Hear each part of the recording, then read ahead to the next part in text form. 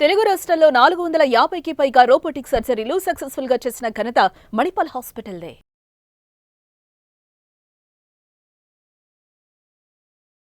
Welcome to Suman TV. ఈరోజు మనతో పాటు ఉన్నారు ప్రముఖ ఎండోక్రైనాలజిస్ట్ డాక్టర్ సురేందర్ ప్రసాద్ గారు ఫ్రమ్ మెడికవర్ హాస్పిటల్. వారిని అడిగి అసలు షుగర్ పేషెంట్స్ ఎన్నిసార్లు ఫుడ్ తీసుకోవచ్చు, ఎలాంటి ఫుడ్ తీసుకోవచ్చు వివరాలు తెలుసుకుందాం. సార్ నమస్తే. డాక్టర్ గారు, షుగర్ పేషెంట్స్ ఏదైనా తినాలి అంటే దానికి చాలా లెక్కలు ఉంటాయి. ఇవి తినకూడదు, ఇవి తినాలి, ఈ టైంలోనే తినాలి, ఇంత క్వాంటిటీ తినాలి అని. అసలు వాళ్ళు రోజుకి ఎన్నిసార్లు ఫుడ్ తీసుకోవచ్చు, ఎలాంటి ఫుడ్ తీసుకోవచ్చు? యాక్చువల్గా ఏంటిదంటే ఈ డయాబెటిక్స్ ఉన్న వాళ్ళకి సాధారణంగా మనం చూసుకుంటే వాళ్ళ ఫుడ్ అనేది వాళ్ళ బ్లడ్ షుగర్స్ లెవెల్స్ని బట్టి, వాళ్ళు రోజు చేసే పని బట్టి, ఇంకా వాళ్ళ పర్సనల్ హ్యాబిట్స్ని బట్టి, ఈ మూడింటిని బట్టి మనకి వాళ్ళకి ఫుడ్ అనేది సపరేట్గా ఎవరికి ఇండివిజువల్గా వాళ్ళు మనం చేయడం అనేది జరుగుతుందండి. యాక్చువల్గా అడ్వైస్ చేయడం అనేది అయితే జనరల్గా చూసుకున్నట్లయితే ఇది ఇలా కాకుండా నార్మల్ జనరల్గా మనం పబ్లిక్కి ఒక ఇవ్వాలి అంటే మనం వాళ్ళకి చెప్పేది ఏంటిదంటే 3 times మేజర్ మీల్స్ తీసుకోమంటాం. మేజర్ మీల్స్ అంటే ఏంటిదంటే సాధారణంగా మనం ఎక్కువ క్వాంటిటీ అంటే లైక్ బ్రేక్ఫాస్ట్, లంచ్, డిన్నర్, ఈ 3 times. ఈ 3 times అనేది మనం మేజర్ మీల్స్గా తీసుకుంటాం. సో ప్రతి డయాబెటిక్స్ పీపుల్ ఏంటిదంటే ముఖ్యంగా ఈ 3 మేజర్ మీల్స్ అయితే స్కిప్ చేయకూడదు. సాధారణంగా వాళ్ళు అనుకునేది ఏంటిదంటే షుగర్ ఎక్కువ ఉంది, మీల్ మనం తీసుకోకుండా ఉంటే షుగర్ కంట్రోల్ అయిపోతుంది అని చెప్పేసి వాళ్ళు ఆ అపోహలో ఉంటారు. కానీ ఏంటి అంటే ఈ 3 మేజర్ మీల్స్ తీసుకోపోతే షుగర్ అప్ అండ్ డౌన్ అవ్వటం అనేది జరుగుతూ ఉంటుంది. మోర్ దాన్ షుగర్ అయి ఉండదు అనకన్నా ఈ అప్ అండ్ డౌన్ వల్లే చాలా వరకు కాంప్లికేషన్స్ అనేది డయాబెటిక్ పీపుల్కి రావడం అనేది జరిగింది. అంటే ఫుడ్ సరిగా తీసుకోకపోవడం వల్లే.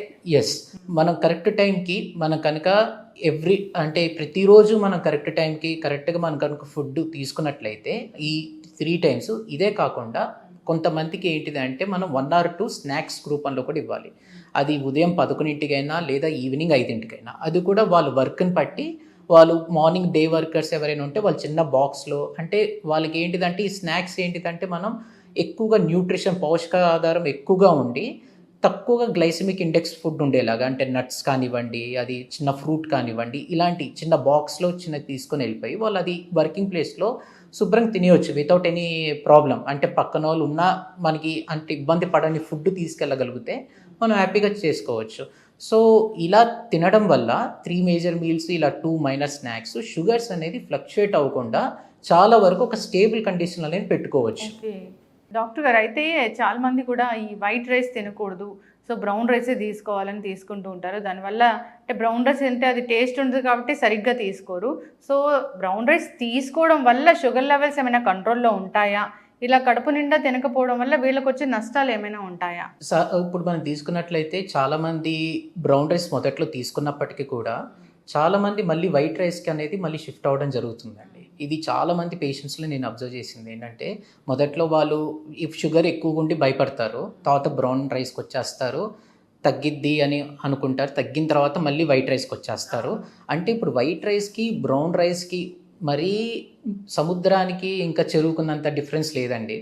ఓకే, ఏంటిదంటే మెయిన్గా వచ్చేసరికి ఇది గ్లైసిమిక్ ఇండెక్స్ దాన్ని పోల్చుకుంటే బ్రౌన్ రైస్కి తక్కువ అంతే. అంటే ఇదేంటిదంటే పూర్తిగా పాలిష్ చేసింది తెల్లన్నం, ఇది కొద్దిగా పాలిష్ చేసింది బ్రౌన్ రైస్.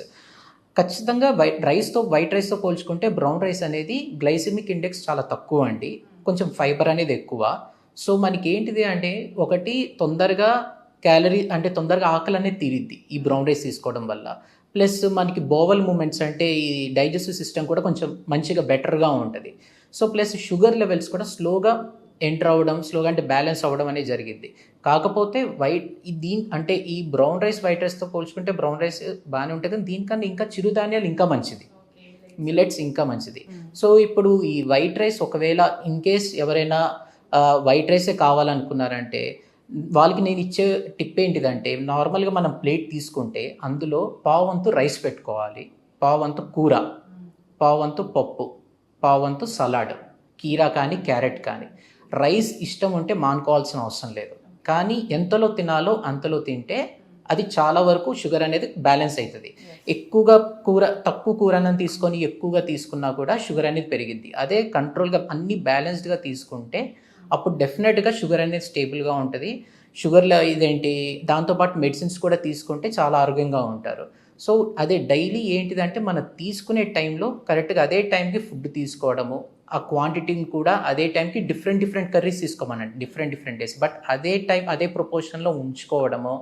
సో ఇలా చేయడం వల్ల బ్యాలెన్స్ అని షుగర్ లెవెల్స్ అయి ఉన్నప్పటికీ కూడా ఇప్పుడు 200 ఉన్నా కంటిన్యూస్గా ఫ్లక్చుయేట్ అవ్వకుండా ఉన్న వాళ్ళ షుగర్లు ఫ్లక్చుయేట్ అయ్యే వాళ్ళ షుగర్ కన్నా చాలా వరకు సేఫ్, అంటే వాళ్ళకి కాంప్లికేషన్స్ తక్కువగా ఉంటాయి. సో ఆ జాగ్రత్తలు అనేది తీసుకోవాలి. డాక్టర్ గారు, మీరు morning breakfast, afternoon lunch, evening night dinner అని చెప్పారు. సో దీనికి టైమింగ్స్ అంటే ఏముంటాయి? ఖచ్చితంగా అందరూ కూడా ఇలా ఫాలో అవ్వాల్సిందేనా? సో కొందరు మధ్య మధ్యలో స్నాక్స్ కూడా తీసుకుంటూ ఉంటారు ఆకలేస్తుందని. కోర్స్ డయాబెటీస్ ఉన్న వాళ్ళకి ఎక్కువగా ఆకలేస్తూ ఉంటుంది కూడా. స్నాక్స్ అంటే ఏవి తీసుకోవచ్చు? స్నాక్స్కి ఫుడ్కి ఎంత గ్యాప్ ఉండాలి, డిన్నర్కి కానీ లంచ్కి కానీ? ఇప్పుడు మనం చూస్తే నేను ఇప్పుడు 3 సార్లు మనం బ్రేక్ఫాస్ట్, లంచ్, డిన్నర్ 2 స్నాక్స్ అయినా దాదాపు యాక్చువల్గా నార్మల్గా ఎవరు అంత ఎవ్రీడే ఇది పాటించరు. ఎందుకంటే వాళ్ళ డైలీ వాళ్ళ వర్క్ ప్రెషర్ వల్ల అయినా కూడా. సెకండ్ థింగ్ ఏంటిదంటే వాళ్ళు మర్చిపోవడం అనేది సాధారణంగా జరిగిద్ది. మూడోది వాళ్ళకి ఆకలి వేయదు నార్మల్గా. సో ఇప్పుడు మనం తీసుకుంటే కొంతమంది ఏంటంటే 11 ఉదయం 11కి తినేసి ఒకసారి, సాయంత్రం 7కి తినేసి ఒకసారి ముగించే వాళ్ళు ఉన్నారు వాళ్ళ ఫుడ్లో. కొంతమంది ఇలా ఎవ్రీ 2 గంటలకి తినే వాళ్ళు ఉన్నారు, ప్రతి 2 గంటలకి. కొంతమంది ఓన్లీ ఉదయం బ్రేక్ఫాస్ట్, లంచ్, డిన్నర్ చేసే వాళ్ళు ఉన్నారు. కొంతమంది 2కి లంచ్ చేసిన తర్వాత ఆ రోజంతా ఏం తినకుండా మళ్ళీ మరుసటి రోజు వరకు ఉన్నారు. ఎవరికి వాళ్ళు వివిధ రకాలుగా వాళ్ళ ప్రయత్నాలు వాళ్ళు చేస్తూ ఉంటారు. టైం టేబుల్ ఉండదు, అంటే పర్టికులర్ గా ఇలా తినాలి అంటే అలా తినరు. కాకపోతే ఇంపార్టెంట్ థింగ్ ఏంటిది అంటే ఎవరైతే ఒక డైట్ని ఫాలో అవుతున్నారో వాళ్ళు ఫస్ట్ ఒక డాక్టర్ని సంప్రదించాలి. ఆ డాక్టర్ కనుక యాక్సెప్ట్ చేసినట్లయితే అది వాళ్ళు ఆ ప్రక్రియని కొనసాగించడానికి తప్పేం లేదు. కానీ ఆ డిసిప్లిన్ అనేది మెయింటైన్ చేయాలి. ఇప్పుడు ఫర్ సపోజ్ పొద్దున్న 11కి ఒకసారి తిన్నారు, 7కి తిన్నారు, అది తప్పు కాదు, తీసుకోవచ్చు. కానీ ఆ రెండింటికి ఈ 2 టైమ్స్ తింటున్నారనే విషయం డాక్టర్ కూడా తెలియాలి. ఎందుకు అంటే డాక్టర్కి ఆ విషయం తెలియకపోతే వాళ్ళు ఏం చేస్తారు, ట్యాబ్లెట్స్ రాస్తారు. మనమేమనుకుంటాం, మనకు ఆ ఇన్ఫర్మేషన్ లేకపోతే మనం 3 సార్లు పెడతాం ట్యాబ్లెట్లు. ఆ ట్యాబ్లెట్కి ఆ ఫుడ్కి మ్యాచ్ అవ్వదు, షుగర్ అప్ అండ్ డౌన్ అవ్వడం అనేది జరుగుతూ ఉంటుంది. సో ఇన్ఫర్మేషన్ మీరు కనుక డాక్టర్కి ఇచ్చినట్లయితే డాక్టర్కి దానికి తగ్గట్టుగా ఆ 2 టైమ్స్ మీరు ఏం తినాలో చెప్తారు, ఇంకా ఎప్పుడు ట్యాబ్లెట్లు వేసుకోవాలో చెప్తారు. అది ఇంపార్టెంట్. అంటే 2 టైమ్స్ తీసుకోవడం తప్పు కాదు, కాకపోతే మీరు అది చెప్పి డాక్టర్ దగ్గర అడ్వైస్ తీసుకొని ఏ ఫుడ్ తీసుకోవాలి ఆ 2 టైమ్స్ కూడా అనేది కూడా ఇంపార్టెంట్. ప్లస్ స్నాక్స్ అనేది కూడా ఎక్కడ యాడ్ చేస్తే మీకు బెనిఫిట్. ఎప్పుడు మనకి ఇదేంటి షుగర్ డౌన్ అయ్యే అవకాశాలు ఉంటాయి ట్యాబ్లెట్స్తో. సో ఆ టైంకి అది ఎక్కువగా డాక్టర్ దగ్గరికి వెళ్తే ఆ ఇన్ఫర్మేషన్ ఇంకా పర్టికులర్గా ఎక్కువగా దొరికింది. ఎస్ డాక్టర్ గారు, అయితే వీళ్ళు పర్టికులర్గా ఈ ఫుడ్స్ ఖచ్చితంగా తీసుకోవాలి, వీటిని మిస్ చేయకూడదు అంటే ఏం చెప్తారు? నేను సాధారణంగా చెప్పేది ఒకటే అండి, మెయిన్గా ఎక్కువ వరకు ఫ్రూట్స్, వెజిటేబుల్ తీసుకున్న వాళ్ళు ఎక్కువగా చాలా ఆరోగ్యంగా ఉంటారు. సో ఎక్కువగా కూరగాయలు, ఎక్కువగా ఫ్రూట్స్. కాకపోతే ఇలా మెయిన్గా చాలామంది చేసే తప్పు పని ఏంటంటే ఫ్రూట్స్, వెజిటేబుల్స్ అనగానే ఫ్రూట్ జ్యూసెస్, వెజిటేబుల్ జ్యూసెస్ చేసేసుకుంటారు. జ్యూసెస్ అనేది ఇట్స్ నాట్ గుడ్. ఎందుకంటే బేసికల్గా మనం పీచు పదార్థం అనేది తీసేస్తాం జ్యూస్ చేసేటప్పుడు. మనకి హెల్తీ ఇంపార్టెంట్, అక్కడ ఆ ఫైబర్ అనేది మనకి ఇంపార్టెంట్, ఆ పీచు పదార్థం అనేది. ఫ్రూట్ కూడా ఎప్పుడైనా మనం డైరెక్ట్గా తినడం వల్లనే మనకి ఆ దాంట్లో ఉన్న న్యూట్రియంట్స్ కానీ, మినరల్స్ కానీ లోపలికి వెళ్తాయి, విటమిన్స్ కానీ, న్యూట్రియంట్స్ కానీ.